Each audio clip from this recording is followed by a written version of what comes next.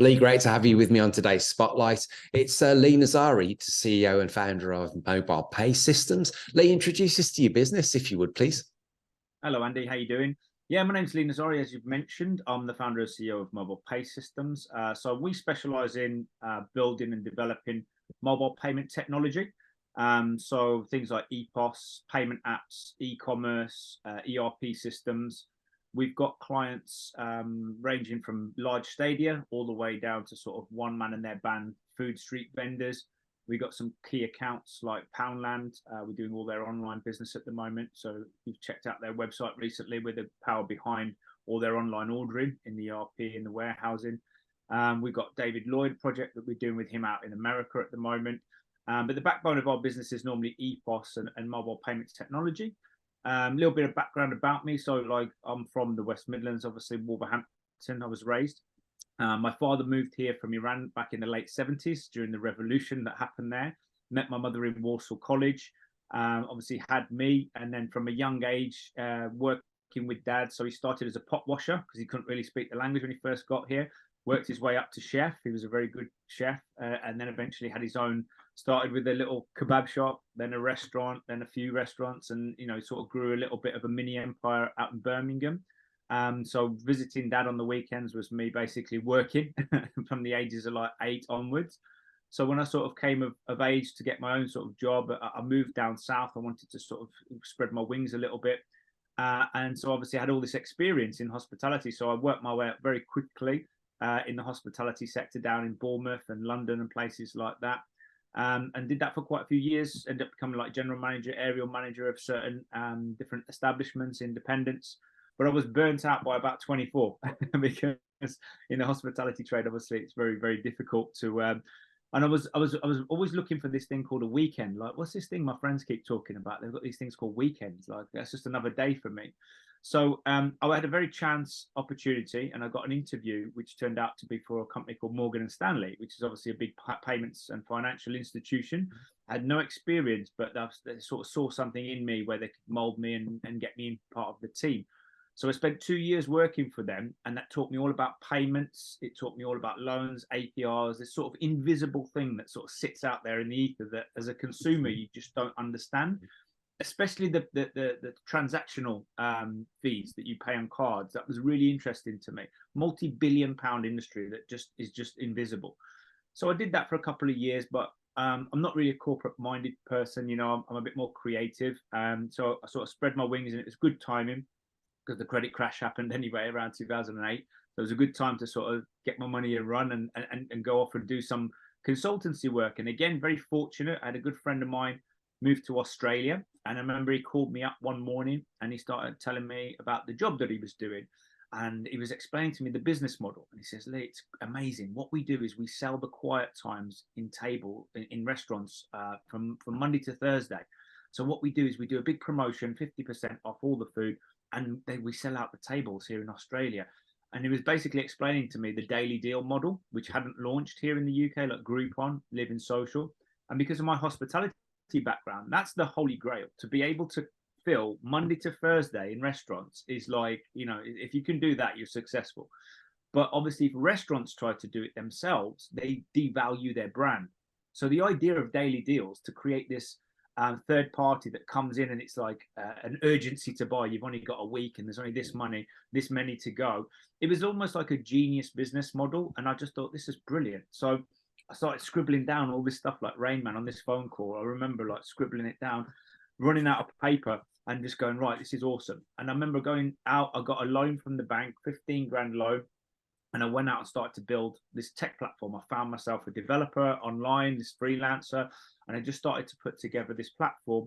And that's how I got the experience of like growing and building something. And it was obviously only in the local town where I was. So we sort of hit a ceiling on how quickly we could grow it. And I ended up selling that database that I grew to one of the big boys that came over from America and became a consultant for them. But what I then had was this experience of building a tech platform, working with remote developers and putting something together that actually kind of worked. So then when I had the opportunity to then start a business properly, I moved back to Wolverhampton. I moved back closer to my family because I'd been away for a long time at that point. And I built something that had all those experiences: hospitality, which is why we built the EPOS; payments, because I had experience with payments; and then obviously building the tech and consumer data and all that stuff. Mhm.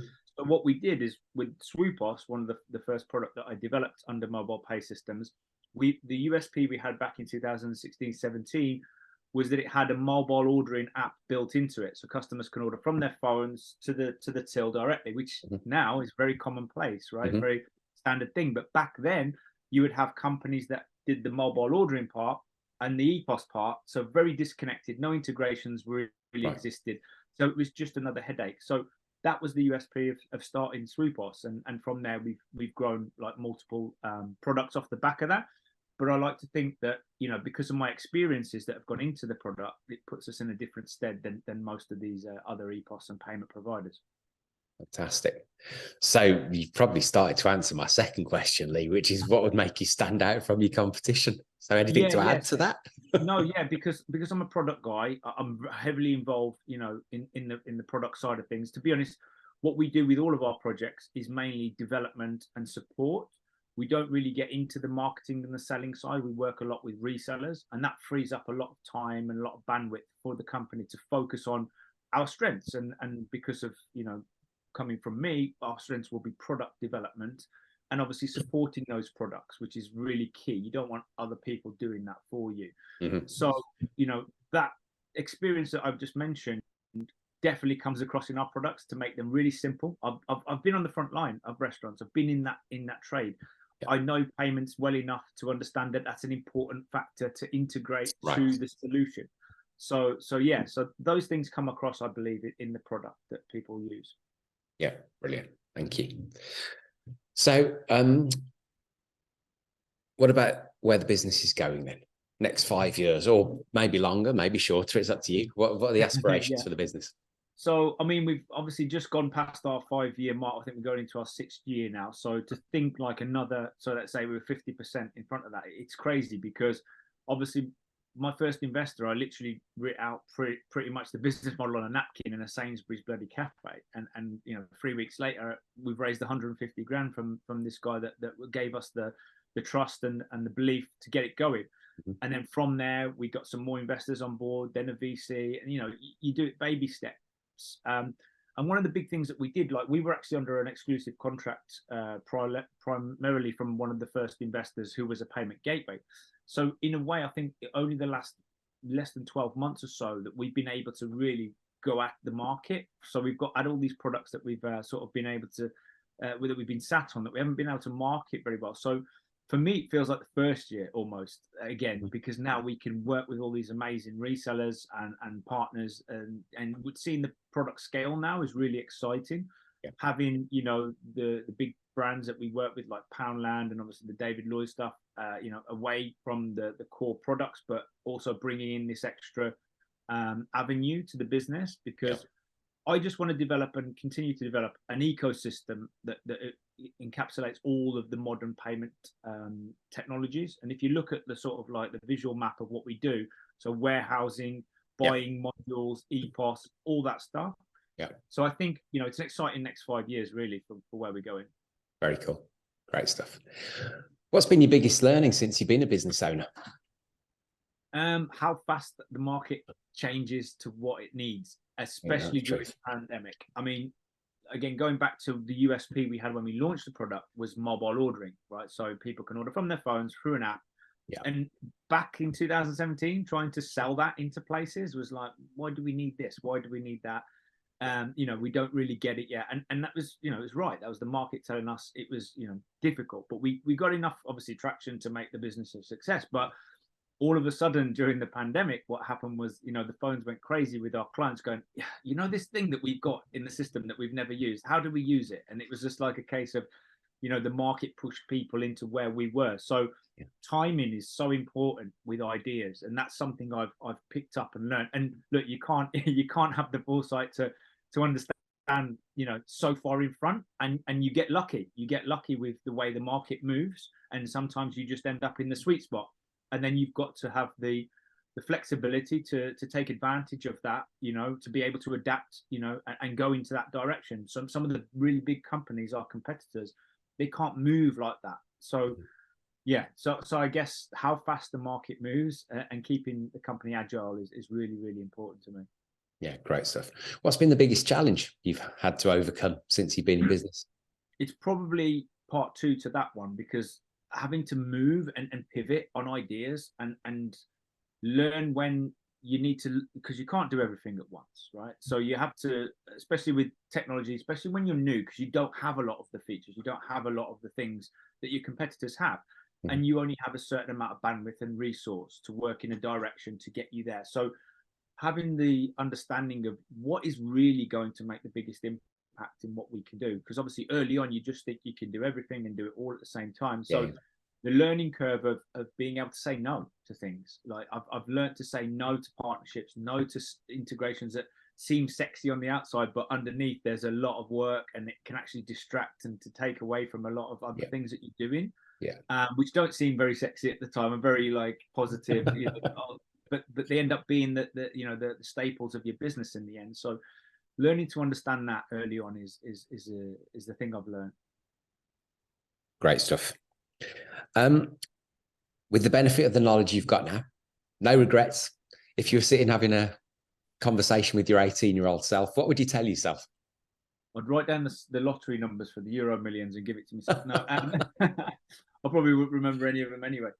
I think the most important thing, and again, it leans into what I've learned, it is always be open to opportunity. Because I think when I was 18 and younger, I mean, look, I've lived in different countries, so I think I've always had that mind of just going with the opportunity. But I think I would say to anybody at that age, just be open to having your mind changed. You know, don't think what you think at 18 is the be all and end all, because you're probably shutting yourself down to things that, you know, you could speed up your learning. So always be ready to learn, always have an open mind, and just never be so rigid into something that you would say to yourself, I will never change my mind on this. You know, obviously there's a small percentage of things you can say that for, but with business, just be ready for change and let it happen if it's for the benefit of your business, you know? Great. Thank you. If you had to isolate one piece of advice that you give to other business owners watching this, what would it be?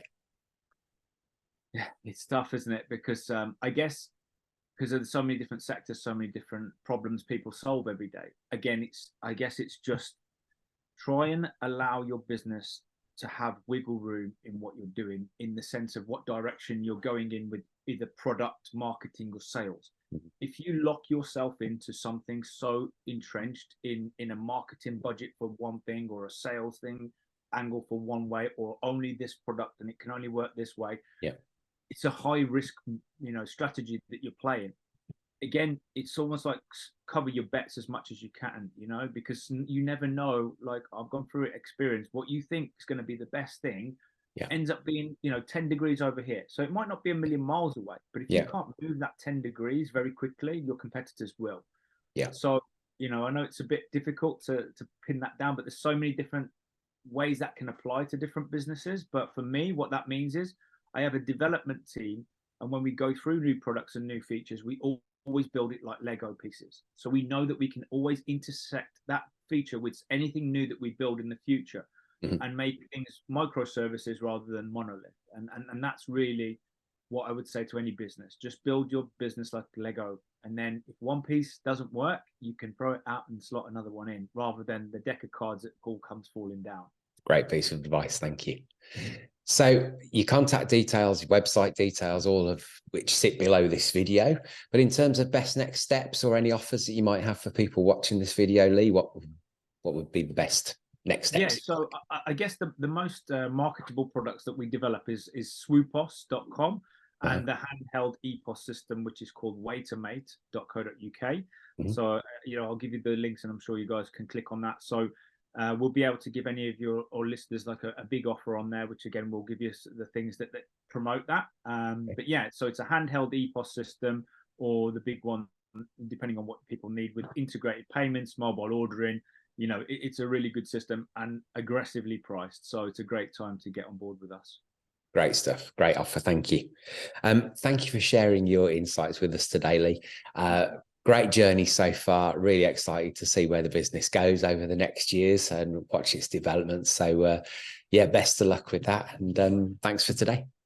Cheers, Andy. And yeah, glad that you're supporting the West Midlands, because we need to have more people like you shouting about the great things that are going on around here. Don't we just? Absolutely. Take care. Cheers.